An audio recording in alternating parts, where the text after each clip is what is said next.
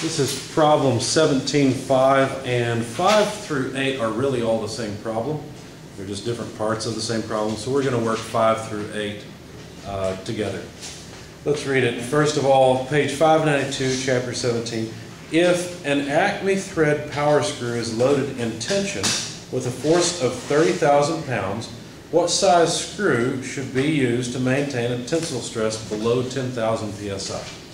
So let's start off with what's been given. The load F is 30,000 pounds force, and the stress that we will allow is 10,000 pounds force per square inch. Okay? Now, if you go back, they said to look at table figure. Let's see, table 17.1. At table 17.1 are standard sizes. And if you go, it's on page 584. If you go there, you'll see that there are so-called preferred Acme screw threads. Basically, these are the standard Acme screw threads. Now, we've got this load of 30,000 pounds and an allowable stress. If we provide more and more area, basically the stress will be reduced, right? Because the basic equation is that the force per area is equal to is equal to the stress allowable. Now, all we have to do is rearrange this and say the area that we need would be the force divided by the allowable stress. Of course, if we do that, it's pretty straightforward, just dividing these two out.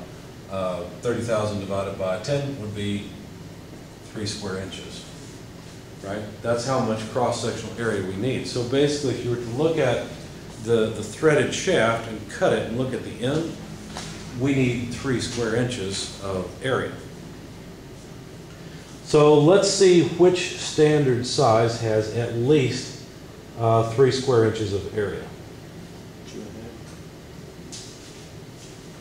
2.5. Let's see. Yeah, 2.5. Notice that at 2 1/4, the tensile stress area is 2.982. So that's not enough. So we'd have to go up to 2.5, which has 3.802 square inches. Okay. I have a question. Sure. What's your unit there for your equals 10,000 psi? Here or here? Right there. Yeah. This is sigma A. Okay. That's the stress. That's a normal stress. Draw it differently. It's 10,000 psi. You draw it differently most of the time because usually it's like a circle with like a. Oh yeah. Yeah, I think most people do something like that. Yeah. Yeah. Okay. Yeah, mine looks more like a 6, I guess. Yeah. Good question. Okay, so we've already decided then we need a 2.5 inch 3 Acme thread. Now the 3 is the number of threads per inch. So basically, if you rotate this shaft or this threaded shaft 3 times, the nut on it will move by 1 inch. Okay, that's all that means. And notice that as the size goes up, the coarseness of the thread goes up as well. All right, next part is question 6. For the screw chosen in problem 5, what would be the required axial length of the nut on the screw that transfers the load to the frame of the machine if the shear stress in the threads must be less than 6,000 psi? Let me show you what we're talking about there. Basically, so far, we've considered cutting the rod this way, okay, the column or the shaft, threaded shaft, and then looking at it and saying, how much area do we need? Well, we've answered that. We need a cross-sectional area of 3 square inches. But a nut is going to ride on this threaded rod, and it will have similar threads on it that mate with the threads on the shaft. Okay. Now, at this point, what we're doing is we're saying, okay, we could potentially shear these threads off, right? If you put enough force on the nut, you'll just skip over the threads and you'll shear them. And so how much shear area, if we were to cut in this direction, how much area is available to support the load? That's really the fundamental question. But what they've asked is, they said, well, let's ask this differently. how long does the nut need to be if we want to say the shear stress in these threads should be at most 6,000 psi. So 6 ksi. Okay, that's really what we're saying. So basically, the longer the nut, the more the force that's applied will be spread out over the threads, because there's just more threads to spread it out. Okay. Now you'll notice back on table 17.1 that there were a couple of different areas given.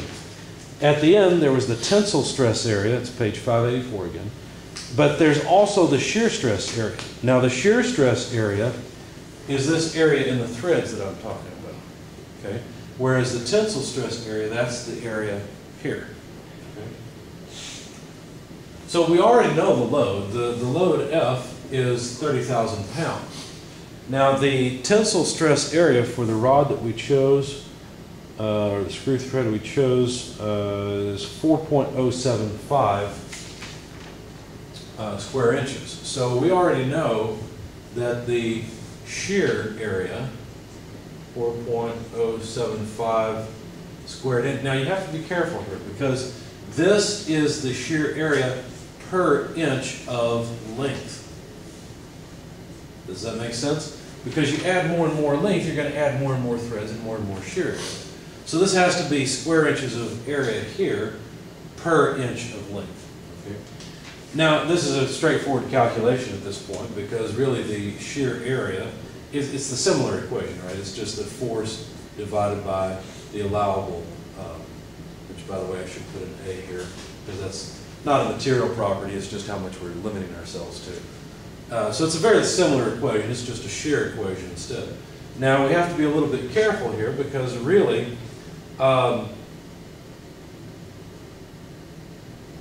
let's just run through the numbers and we'll describe it. It's a simple thing. So 30,000 pounds force divided by the shear area of 4.075 square inches would give us a shear area of 5.0 square inches. So this really is how much total square inches of shear area we need. But we only get 4.075 per inch. So if we want the length of the nut, what we'll have to do is take 5 square inches required, okay, divided by 4.075 square inches per inch. I don't think I'm describing this very well. That's why I'm all over the place. But anyway, we need 1.23 inches. You may have to think about that a little more to understand what I did. Any questions? I get that. I don't get the. I think I got lost on the force over the shear area. And of course you did. I used the wrong thing. I should have used the shear. 6 KSI. Okay. My fault. Sorry. That Thank makes you. sense. Yeah. I copied down the wrong thing. Did that one equal 5 Does it inches? still come out? That's the 5 Okay, inches, yeah. right? Because the other wouldn't work. I mean, Yeah. 30,000 divided by 4, that doesn't make sense. You just divided it twice. That's the thing. Yeah, I copied the wrong thing, I'm sorry. So basically, this is the number of square inches of shear area that's needed, but we only get 4.075 of those per inch. So we're going to need more than an inch. Would you specify a nut that's 1.23 inches in length? No, you go up to 1 1/4, 1 1/2, 2 inches, and be done with it. Okay? All right, so that's the next part of the problem. Now, question 7. Compute the torque required to raise the load of 30,000 pounds with the Acme screw selected in problem 5. Use a coefficient of friction of 0.15. All right, that's just going back and applying the equation I pointed out earlier. And so raising the load, what that means is moving the nut against the load. So if the force is in this direction, how much torque does it take to move the nut in this direction, against the load? Okay, that's what up is considered. You may want to make a note. Page 586, equation 17.2 is what we're going to apply. Now this equation, you might make a note that this is opposite, motion opposite to load, because that's really what it is. Whereas TD, torque down in 17.4, is motion in the direction of the load. Okay? Up doesn't necessarily mean vertically up against gravity. Okay, up means against the load, whereas down means with the load. Okay. All right, so the equation that was given, let's see, let's make some notes over here. We've got the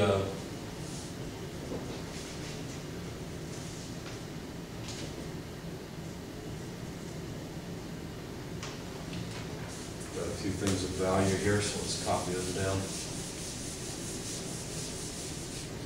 Okay, so the torque required to move up then is F dP divided by 2 times cosine of phi tangent of lambda plus F divided by cosine of phi minus F tan lambda. Where the heck did I get this? If you look on page 586, the torque to move up and the torque to move down, equations 17.2 and 17.4 are for square threads, right? I have Acme threads. So the torque up and torque down equation I have to use are 17.10 and 17.11. Okay? So make a note of that so that you know 17.10 and 17.11 are for Acme threaded screws. You may want to just make a note next to them that says Acme, and make a note next to the 17.2 and 17.4 to note that those are for square threads. Okay. Now this makes sense, right? Because there would be a lead angle on both a square thread and an Acme thread, but there would not be a pressure angle on a square thread, right? That angle would be 0, cosine of 0 to 1.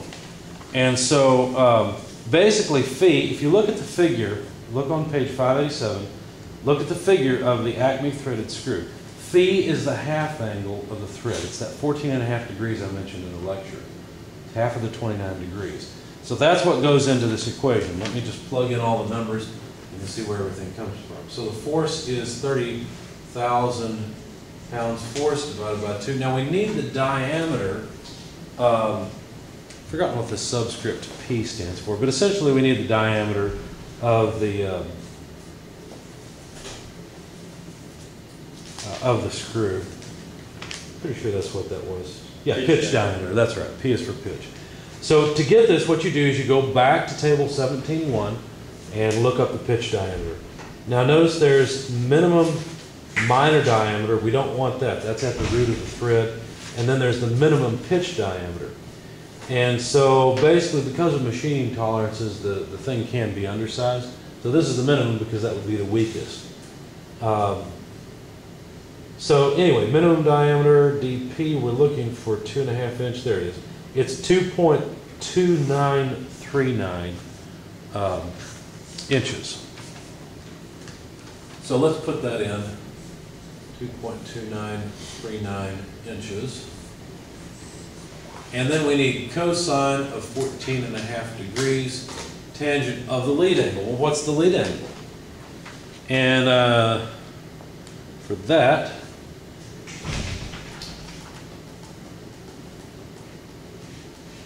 that's a little more confusing. Where's the equation? Here we go. Go to page 586 and look at equation 17.3. Notice that both a square thread and an Acme thread will have a lead angle, right? Both are basically just inclined planes wrapped around a rod. Okay, so both are going to have a lead angle. Now to calculate that lead angle, we're going to use this equation, but you'll notice that we really need the tangent of the lead angle. Okay, so rather than rearranging equation 17.3 to find lambda, we'll just use it as it is, and it's just the tangent of the lead angle lambda is equal to L, bless you, over pi over the pitch diameter. Now what is L? Well, L is the lead. What's the lead? What's that? Is that a nut lead? No, it's actually not. That's why I'm writing this down. This is not this. Okay? L min here that we calculated, that's the minimum nut length. L is how far a nut would move if you turn the rod by one complete revolution. Okay? Now if we have 3 revolutions per inch, then basically the lead is going to be 1/3 of an inch. right? Because you have to rotate the rod 3 times to get it to rotate, to move an inch. So that would just be your pitch. Exactly, it's just the pitch. Now the reason it's called the lead, and there's always a distinction between the lead and the pitch, is that the pitch is defined as how far something moves as you rotate one time, whereas the lead is the distance between adjacent threads. Most of the time they're the same thing. The time when they're different is when you have a multi-start thread. So you have more than one helix on the cylinder. That's not common in power screws. Okay, I don't think I've ever seen, well, that's not really true. We had a custom one that we designed at Amatrol that we used in a robot gripper. And technically it was a lead screw. I never thought about that until now. But anyway, it's not terribly common for off-the-shelf purchased power screws. Okay, so I went ahead and calculated it. The lead is 1/3 of an inch divided by pi divided by the pitch diameter, 2.2939 inches. The inches go away, and then this comes out to about 0.046. Okay? All right, so this is dimensionless, of course, so we'll just put it in here rather than the tangent. So 0.046 plus the friction coefficient. Now, I believe we were told to use 0.15 for the friction coefficient. Yeah. Yeah, so 0.15. Is this always going to be 14.5 for the sigma? For fee? Okay, is 14.5 is the standard for Acme threaded screws, yes. Okay. Obviously, you could specify a different thread form if you wanted something that was What non-standard. was that number for the, 0.046? okay. Okay, so then we need cosine of 14.5 degrees minus 0.15 multiplied by the tangent of lambda, which is 0.046 again. Okay? Now, the torque is going to come out in inch-pounds force, which makes sense. But the number is 6,964 inch-pound force. So there's the torque required to move up. Do you think the torque required to move down will be more than or less than that? Less than, right? In fact, the next question, question 8, essentially asks that. It says, compute the torque required to lower the load with the screw from problem 5. Okay. The equation is very similar. Like I said, it's just flipping the signs on a couple of things. So it's F less cosine phi tan lambda divided by cosine phi plus F tan lambda. So you see that the difference is that everything, well not everything I guess, the F tan lambda has a sign flip and the cosine phi tan lambda has the sign flip. So everything with tangent of the lead angle has a sign flip. We have the exact same numbers. I won't bother plugging them in. I'll just give you the result. It's 3,723 pounds force.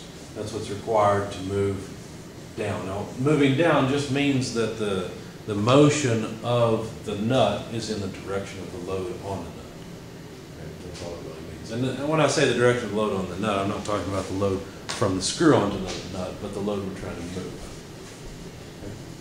Questions on this? These are not terribly difficult problems. I realized after I shut off the video that we could find the efficiency. It was not asked for, but let's go ahead and do that. It's equation 17.7. I'll need some calculator help here because I have not done this in my solution. To do this, we're going to need the torque moving up. Now, we could talk about the efficiency moving the load down, but that's just going to be a higher efficiency. So the efficiency E is FL over 2 pi torque up. Now the force, or the load we have to move was the 30,000 pound load. Now, what do you think L is in this equation? What's L? Whatever the length. That's not the length of the nut, it's the lead again. Anytime it's just L by itself in an equation like this, don't think of the length of the nut, think of the lead. That's probably what it is. So that's how much was it, do you remember?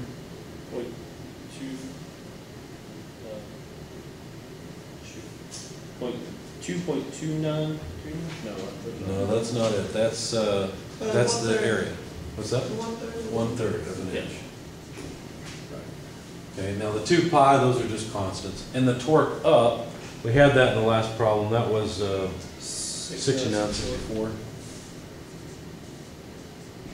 inch pounds force. So you'll notice all of the units go away, as they should for efficiency. So grab your calculator, please. Plug this in and see what you get.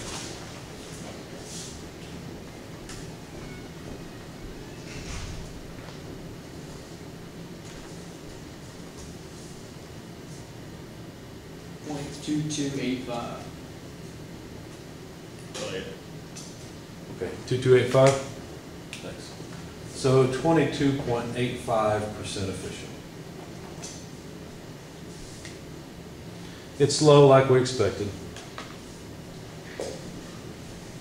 Now you could go through just for the fun of it and calculate the torque required to move up if you move to a square thread instead and compare that in terms of efficiency, but that's easy enough for you to do.